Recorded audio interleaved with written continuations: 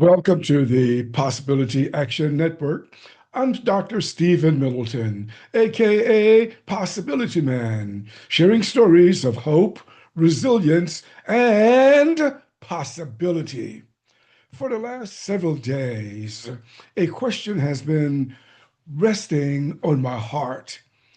It's a question that was raised by James Otis in 1764. I know we're going way back to explore this question, but I invite you to stay with me on this one because I think that this question is relevant not only that at the time when James Otis lived, but is relevant to us today. Now, I want to say from the outset, I'm inviting you to engage this conversation with me. I want you to send me notes. I want you to put notes in the chat. I hope that you'll engage each other on the importance of this question and the value of this question to you today. The question is it right? And I want to suggest that James Otis in 1764 experienced a moment of clarity, one that not only shook his life, but shook the life of the American colonies and indeed touched the entire world. It was a single question that invited English colonists, perhaps for the first time, to look into their conscience and to decide for themselves if what they were doing was right. Otis asked, is it right? Now, I want to make sure that it's clear that clergy did not ask this question in church. Otis was not a member of the clergy.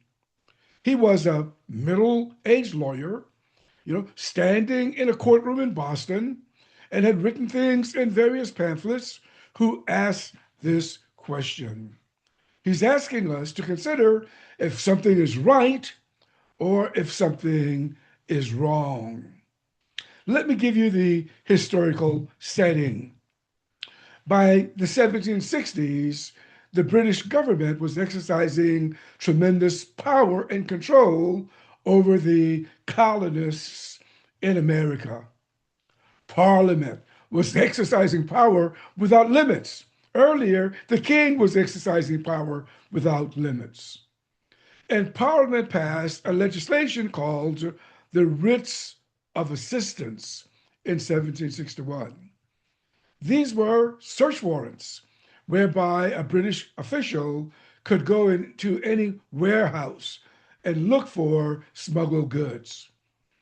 They could go into any business, any shop, and look for goods that the country, England, had not appropriately taxed. When James Otis looked at this writs of assistance, he said, this is unchecked power. This is arbitrary power. And this power destroys the liberty of the people that it was placed upon. Otis said this arbitrary power reduced English colonists to political slaves.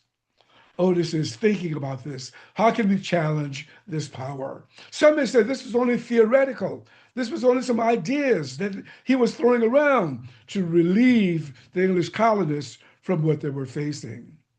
Now, Otis did not originate these ideas. He actually was looking at the theory of John Locke, who had written in the 1780s, in the 1680s, about the arbitrary powers of the king. Locke was saying that there was a principle called natural rights that's rooted in natural law. And the rights of the people come from natural law and not from the government. The government has a place, the government's place is to secure those rights, to protect those rights. But Locke did not go all the way. He said, well, there are exceptions to this idea of natural law and natural rights. People, for example, who were captured in just wars were excluded from these principles. Individuals who the English considered to be inferior were excluded. People who lived in certain areas of the world were excluded, and people they deemed inferior were excluded, Locke said. Locke did not go all the way with natural rights and natural law. And there is James Otis in the 1760s dealing with England, dealing with the powers of Parliament, dealing with laws that they felt were oppressive, wrote in 1764 a pamphlet entitled The Rights of the British Colonies Asserted and Proved. Otis, like Locke, once again said that the rights do not come from kings. Rights do not come from governments. Rights come from nature. Rights come from God.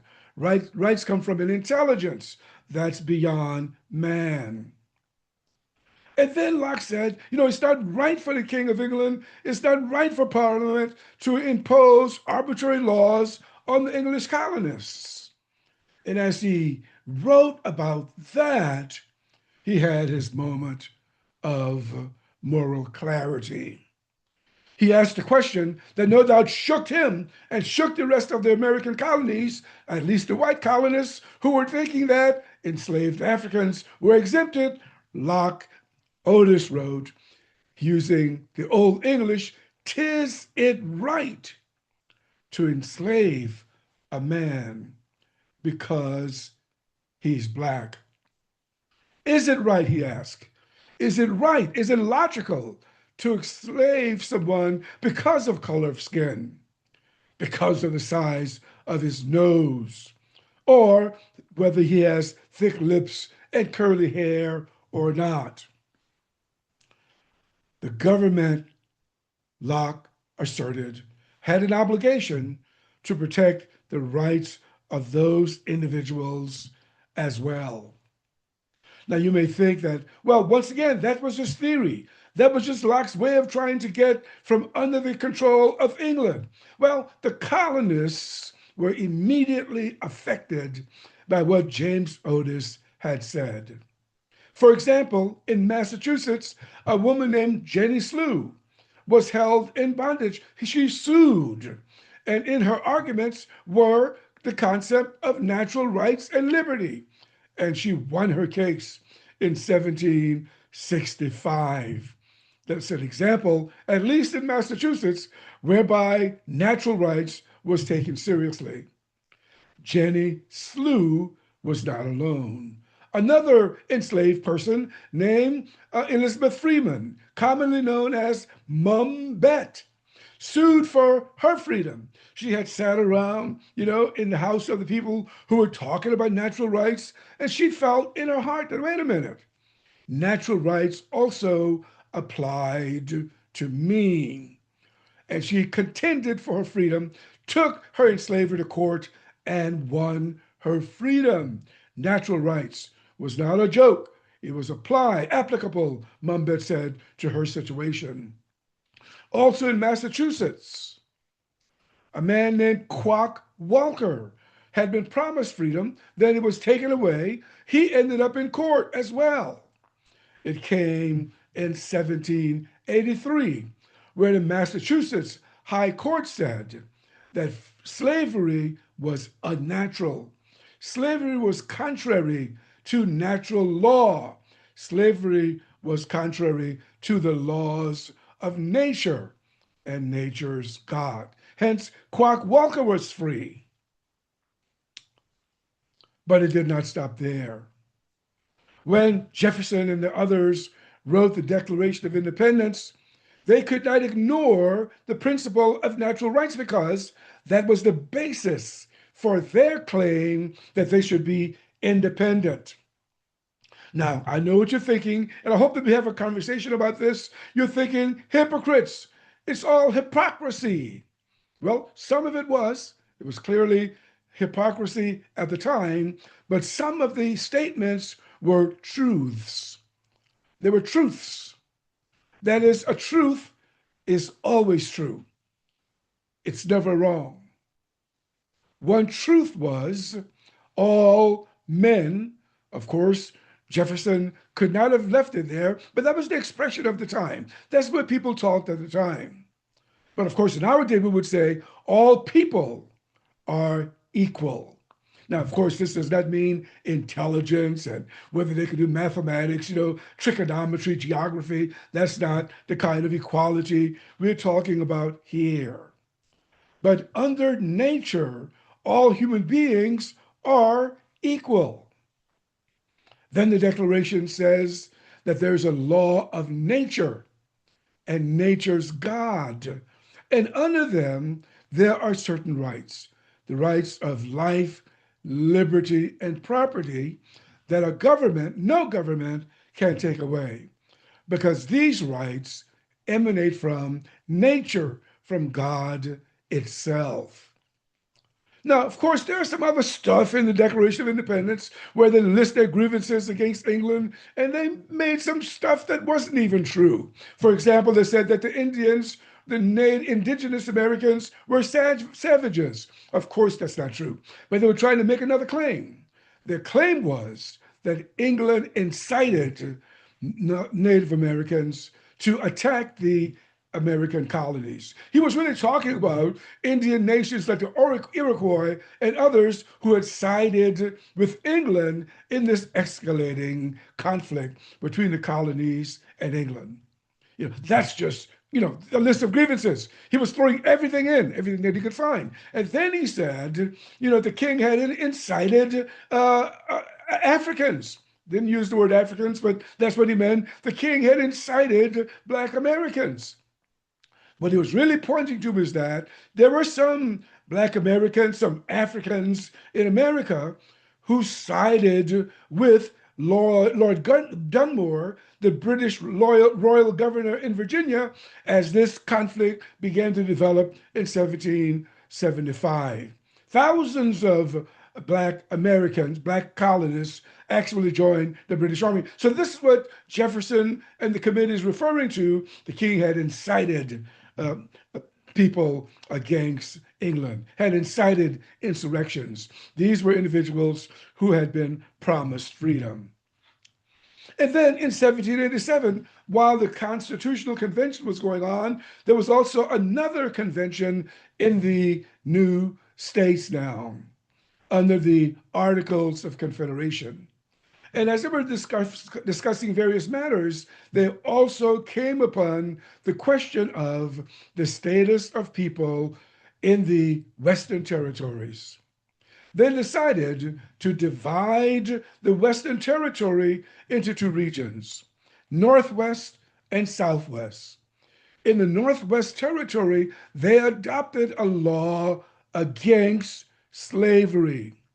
The clause says, there shall be neither slavery nor involuntary servitude in the said territory. So once again, yes, the natural rights theory had an immediate effect, and it continued in 1787 at the Continental Congress meeting that summer. Out of the Northwest Territory, 5 states, Ohio, Indiana, Illinois, Wisconsin, Michigan, all adopted constitutions that later banned slavery in those states. Of course, it was not a perfect world, but they were making progress way beyond where they were in 1760, when almost no one except enslaved Africans themselves were challenging slavery. Then, of course, there was the final Constitution. And I know what you're thinking. This Constitution talked about we the people, but a lot of people were not included. Indians were not included. Black people were not included. Well, all of those things are true to a certain extent. There's no doubt about that. But when they wrote we the people, it was an aspirational phrase intended not only for 1787, not only for their day, but for a future day. I've been thinking about this for decades, that at this convention, they could have exempted people of African descent. They could have exempted indigenous Americans from ever becoming members of this political society, but they did not do that. Of course, Their arguments then about freedom would not have worked on the world stage had they done that, because truth is truth. And truth, a truth, is always a truth. Now, I know what you're thinking. What about those compromises? What about the fugitive, what they call fugitive slave clause? And you're right. There was a fugitive slave clause in the Ordinance of 1787 too. You're right. They were making concessions to slaveholders. And the concession was if or when, because they knew that enslaved Africans would run away, when they ran away, the slave owner could follow them, find them, capture them, and take them back. It was a compromise. They wanted to get this document done. And the slaveholding states would not have approved it had it not been for a compromise like that. It wasn't a good one. We didn't like it. Many Northerners, Northern whites didn't like it either, but they struck this compromise in order to get this Constitution adopted. And then there's the famous 3/5 clause. Everyone talks about that. They say, well, look, Indians were not included. Well, to a certain extent, but the two things that I like to think about, number one, is that indigenous Americans were nations. The Sioux was a nation. The Iroquois, was a nation. There was the Apache Nation. They were separate governments from the United States. And those individuals who were in those separate governments were not included in the We the People. That's not to say now that there could not be immigration and naturalization. I'm not saying all of that. But then there were indigenous Americans, maybe a small number of them. I don't know the statistics, maybe only a small number, but some of them were taxed. Some of them were inside the United States. Those individuals were counted. But of course, whether they were counted or not had nothing to do with them. It had a lot to do, or everything to do, with Southerners wanting more representatives in the House of Representatives of Congress. And of course, there were Black people, the Africans. Most were enslaved. Some of them were not. Southerners wanted to count everyone, not because they wanted to represent them, because they wanted to increase their representation in the Congress. So here was the compromise. We'll count some, but not all. And we'll fractionalize the majority. Who wanted the fraction? The Northerners. They didn't want to count all like the Southerners did. They agreed that we'll count a fraction, 3/5 of the population. Were they talking about 3/5 of an individual? No, they were talking about representation in Congress. And all other persons, that means that some, Black people who were not enslaved in the North and the South were counted in this apportionment plan. When the convention came to a close, Benjamin Franklin talked about a painting in a chair at the front of the convention. He said it was a half sun, and he really couldn't figure out if it was a rising sun or a setting sun. He finally came to the conclusion that it was a rising sun. That is, this was a rising government that had the opportunity to expand liberty, expand democracy to more and more people going forward. Franklin understood, though, that Americans had an obligation. And that obligation was to make sure that they practice responsible government. Not the limited kind of government that they were practicing at the time, but a government that recognized the rights of everyone. Now, more and more English colonists, later Americans, began to see this more and more. John Jay, for example, was a slaveholder, but he saw what James Otis had seen. And gradually he emancipated the people he held in slavery. He fought to get an abolition clause into the New York Constitution. He failed. And in 1791, he helped form the New York Abolition Society and became its first president. Benjamin Franklin became president of the Pennsylvania Abolition Society. They were evolving. Patrick Henry saw the truth, but he never evolved. He said, would anyone believe that I'm a slaveholder, that I bought individuals and kept them? Well, he never grew beyond that. He held people in slavery until the end of his life. Abigail Adams saw the truth. She said, I wish that there were no slaves in this country. She understood that slavery was just contrary to nature. The question is it right? The law can approve it, the government can approve it, the majority may even go along with it, but the question is it right? That's a question that's on my heart now. Is it right? How do I conduct my life? How do I deal with other people? Now, we're not talking about, casual things. We're talking about actions that injure other people.